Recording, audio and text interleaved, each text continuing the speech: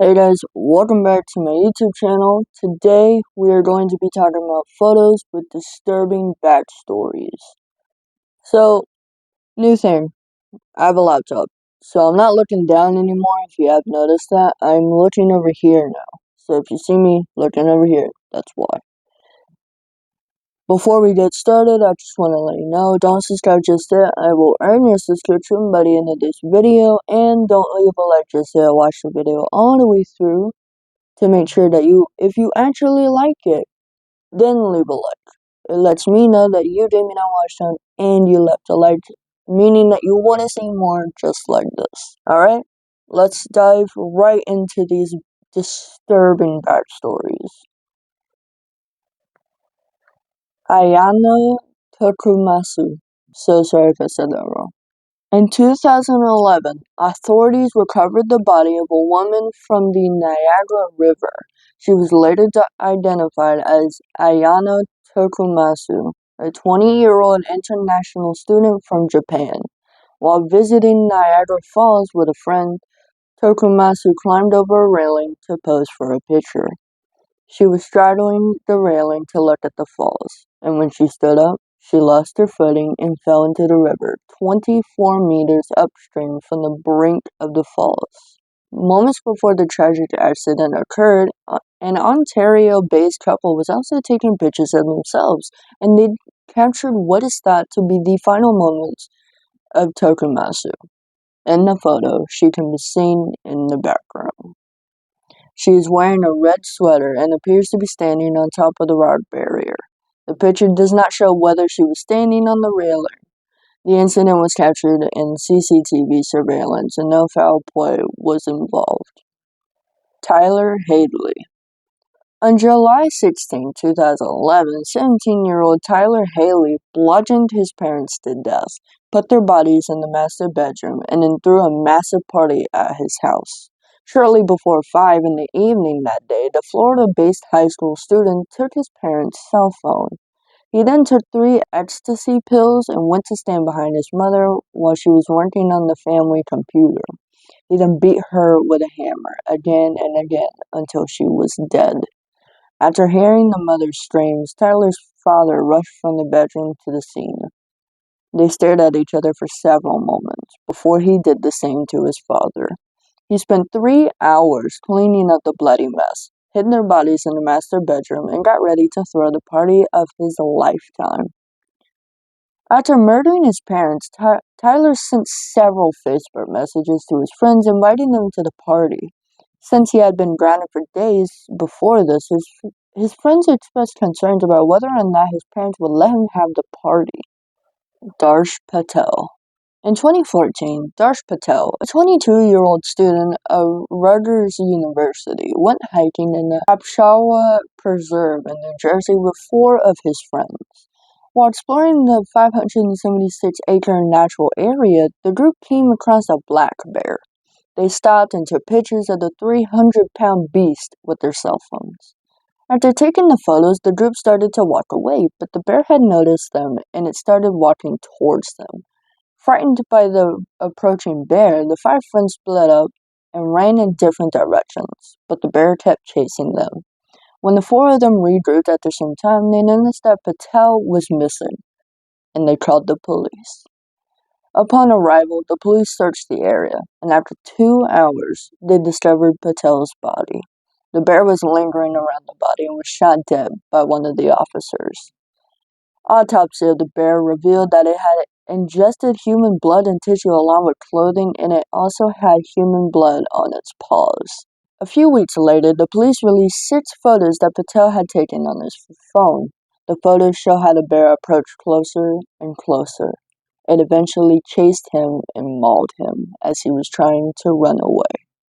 David Alexander Johnston.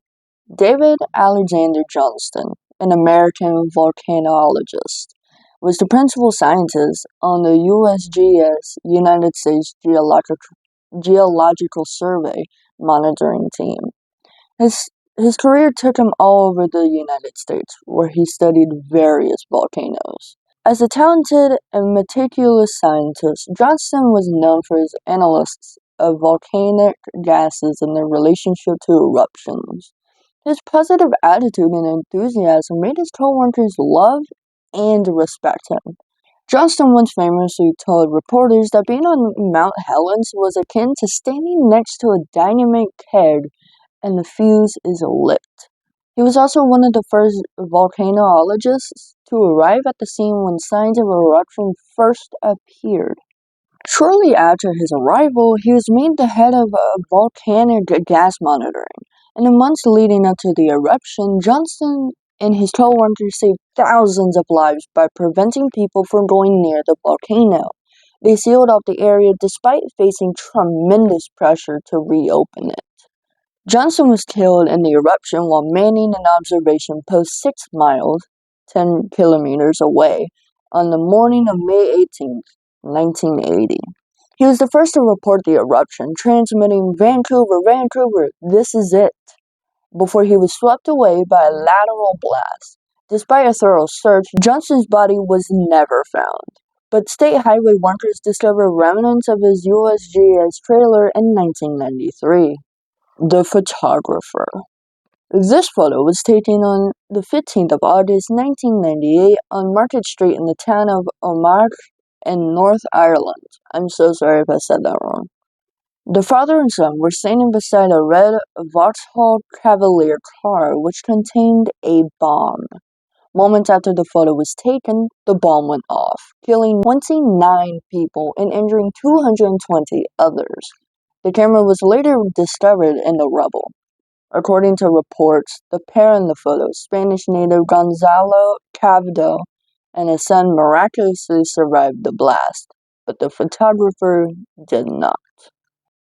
The Omagh bombing was carried out by a group that called themselves the Real IRA, or the Real Irish Republican Army. They were a splinter group of the Provisional Irish Republican Army, and they opposed the IRA's ceasefire and the Good Friday Agreement, which was signed earlier that year. The bombing was the deadliest single incident of the Troubles, which was an ethnic nationalist conflict that occurred in Northern Ireland in the late 20th century.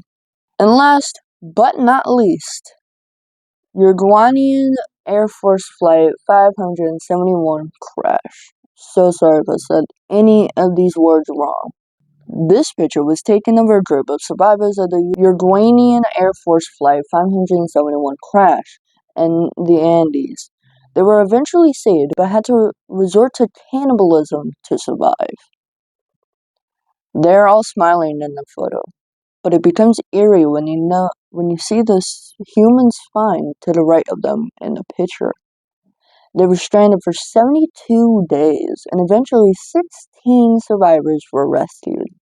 The wildest part is that they were only 18 miles away from a hotel, but they hiked in a different direction to look for help. And that's gonna do it. If you want more of these photos with disturbing backstories, put them in the comments down below. If you have any suggestions that aren't this, put them in the comments down below. All my sources will be linked in the description, and I probably will do more of these.